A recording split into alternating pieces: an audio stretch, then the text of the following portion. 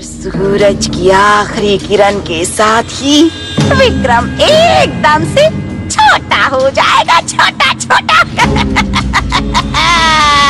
उसके जीवन में अंधेरा छा जाएगा।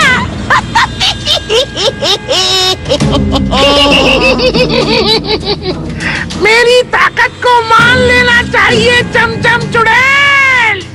मेरी बनाई हुई इस उल्टी घड़ी से विक्रम के जीवन की घड़ी भी थमने वाली है।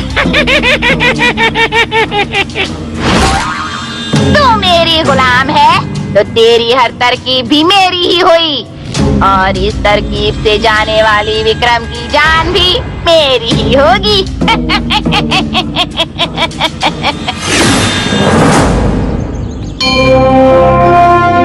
अब तो देवी माँ ही हमें इस संकट से बचा सकती है मुंजा।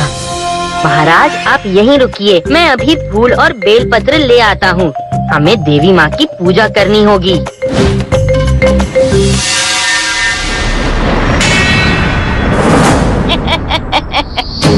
तू यहाँ? मैं तुझे नहीं छोड़ूंगा। अल्ले छोटे बच्चे इतना गुस्सा नहीं करते।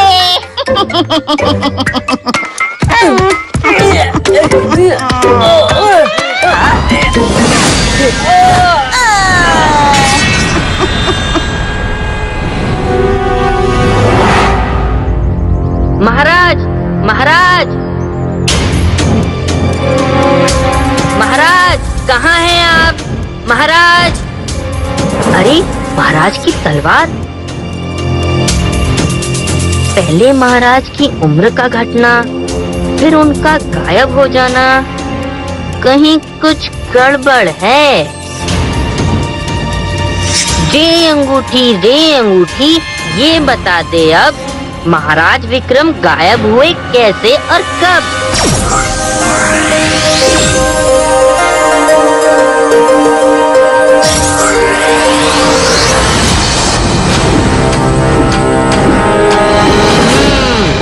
तो ये उस चमचम चुड़ैल की करतूत है।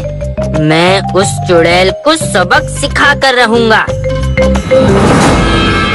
सूर्यास्त होने के पहले मुझे किसी भी तरह महाराज को बचाना होगा।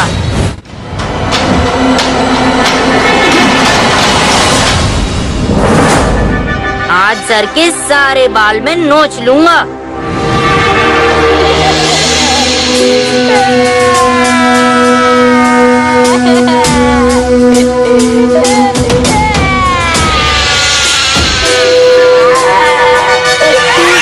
अरे चुप हो जा, मेरे कान के पर्दे फट जाएंगे।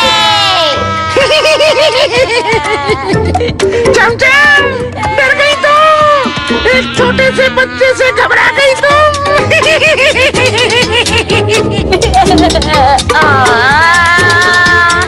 अरे ये छोटा विक्रम जितना सता रहा है, उतना तो बड़े विक्रम ने मुझे सपने में भी नहीं सताया था।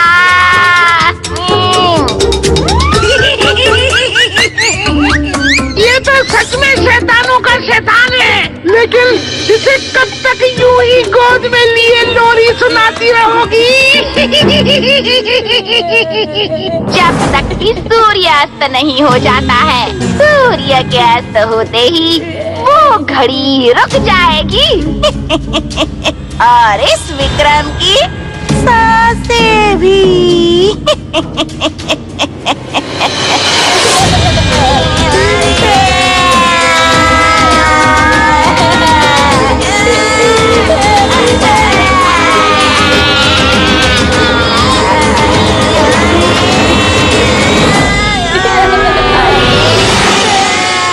अच्छा, तो ये बात है।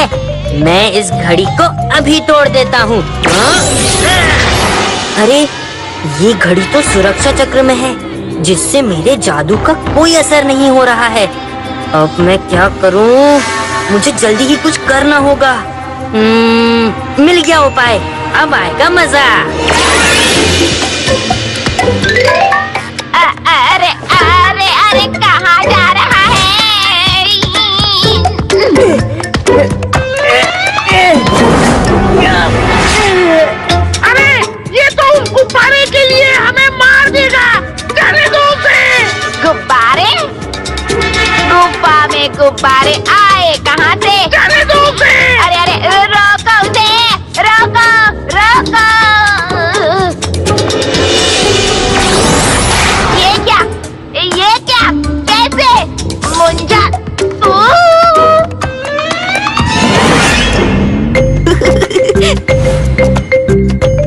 महाराज विक्रम, जाइए थोड़ी देर इन दोनों के साथ और खेल लीजिए, तब तक मैं इस घड़ी को तोड़ देता हूँ।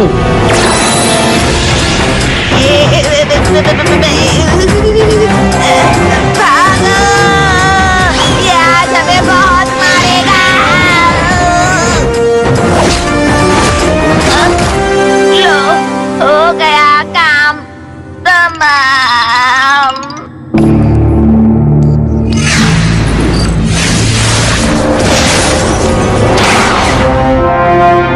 मुंजा, तुमने फिर से मेरे प्राणों की रक्षा की। महाराज, आपके प्राण इस पृथ्वी के लिए अमूल्य हैं, लेकिन हमें इन दोनों को सबक सिखाना होगा। चमचम, जल्दी से निकल लो, विक्रम आ रहा है। हाँ, ये बे। हाँ?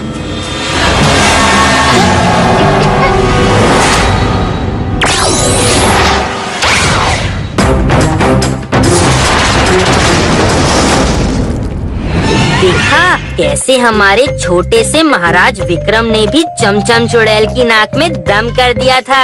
यही तो खास बात है हमारे महाराज विक्रम की। तो आप भी बनेंगे ना हमारे महाराज की तरह पराक्रमी और वीर। तो फिर देखिए, क्योंकि देखेंगे तो जानेंगे और जानेंगे तो समझेंगे ना।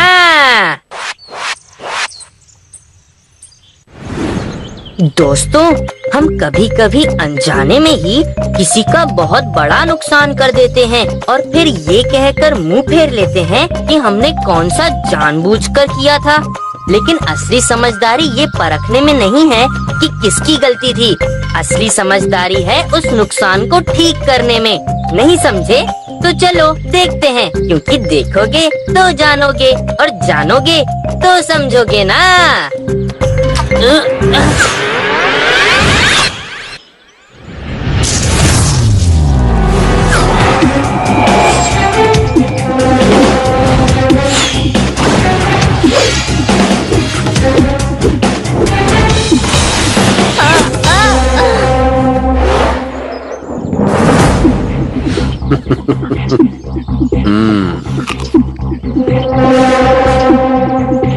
आपने तो मुझे मार ही डाला था महाराज, ये कैसा मजाक है। शांत हो जाओ मुंजा, शांत हो जाओ। इस बाण का निशाना तुम नहीं थे, वही बिंदु था जहाँ ये जाकर लगा है। ये देखो मुंजा, मैंने ये बाण चलाने का एक नया तरीका ढूंढ निकाला है, जिससे बाण का रास्ता मुड़ सकता है। चलो मैं तुम्हें सिखाता हूँ।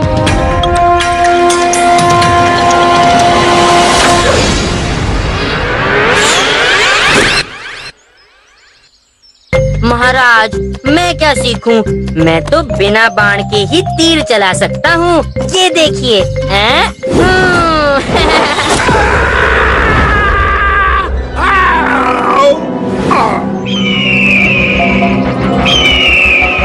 महाराज, हम यहाँ ज्यादा देर नहीं रुक सकते। भलाई इसी में है कि हम इसे महल ले जाकर इसका इलाज कराएं और जब ये ठीक हो जाए तब इसे वापस जंगल में छोड़ आएं। हाँ? मुंजा, खेल खेल में खेल बिगड़ गया।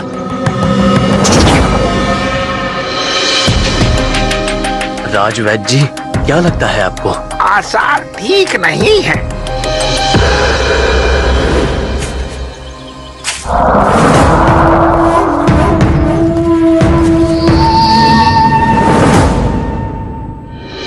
महाराज, ये एक ऐसी स्थिति में है जहाँ ये जीवित तो है पर बेहोश है। जब इनको होश आए तभी कुछ हो सकता है। हाँ? महाराज, महाराज। क्या बात है सैनिक, इतने परेशान क्यों? महाराज, आपको शीघ्र ही चलना होगा।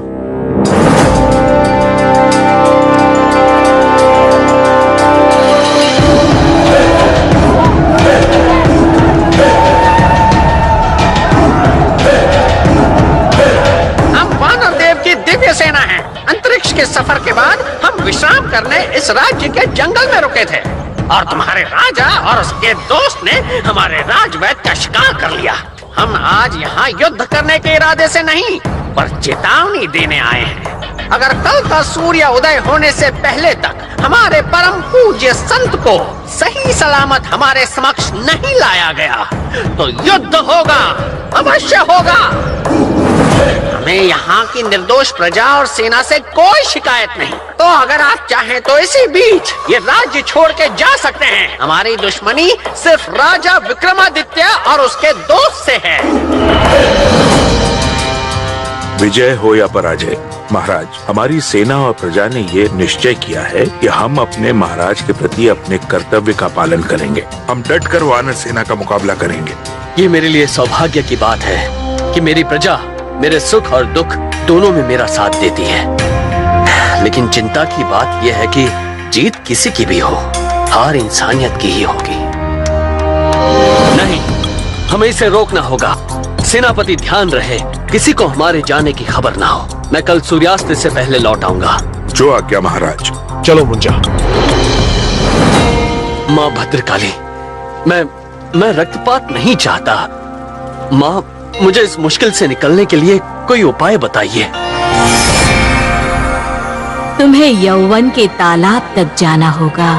तालाब के अंदर वो रस है जो किसी भी क्रम को पलट सकता है, जो नीरस में रस भर सकता है, अचेत को चेतना दे सकता है और वही अनहोनी को टाल सकता है। हम कैसे पहुँचेंगे उस तालाब तक माँ? चंद्रमा तुम्हारा मार्गदर्शक होगा। उसकी तरफ चलते रहना। कुछ घड़ी बाद वो तुम्हें ध्रुव तारा तक पहुंचाएगा। जब ध्रुव तारा ठीक तुम्हारे ऊपर हो तो दाईं तरफ मुड़ जाना।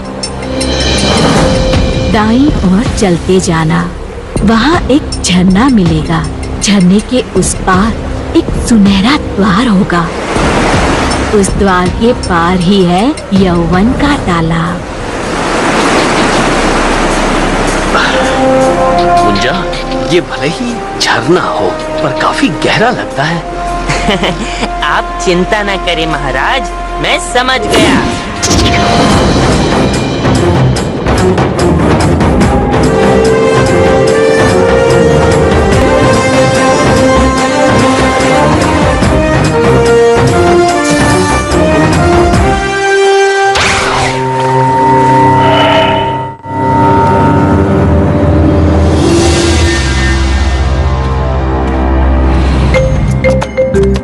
ये क्या कर रहे हो मुंजा? आगे के लिए मशाल का बंदोबस्त कर रहा हूँ महाराज।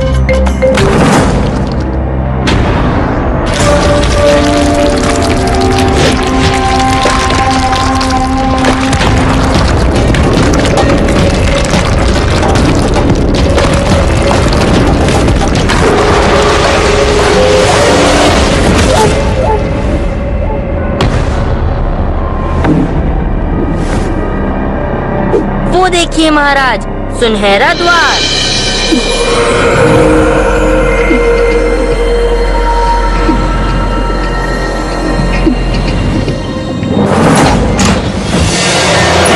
रुको मुंजा।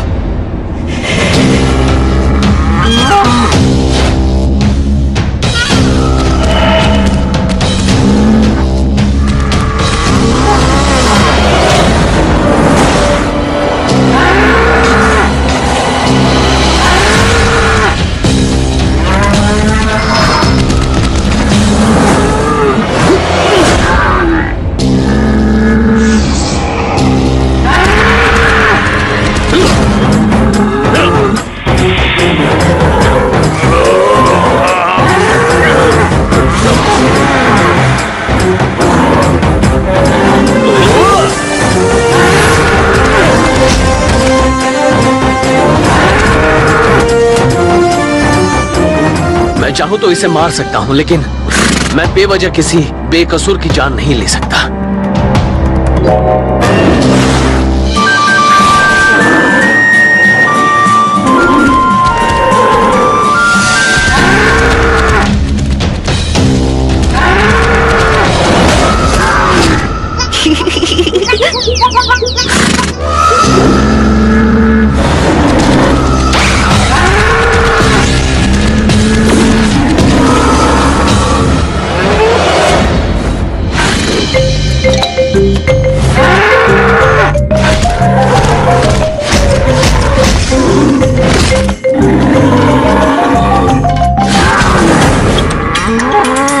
जल्दी कीजिए महाराज, देर हो गई तो बेकसूर बुक्का मारा जाएगा।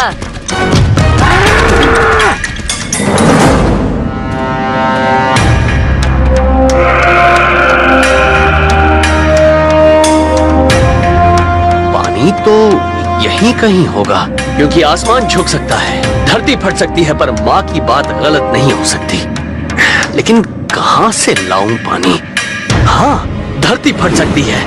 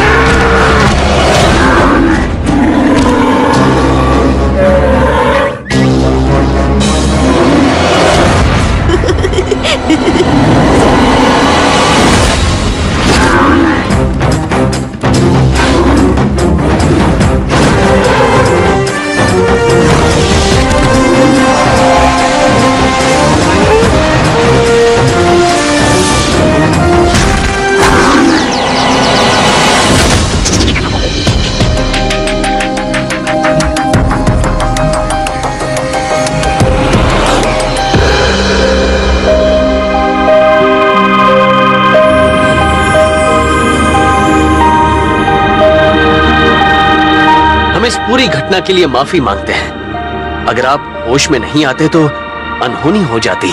जो होता है भले के लिए होता है महाराज, और फिर इसी बहाने आपकी और हमारी मित्रता भी हो गई।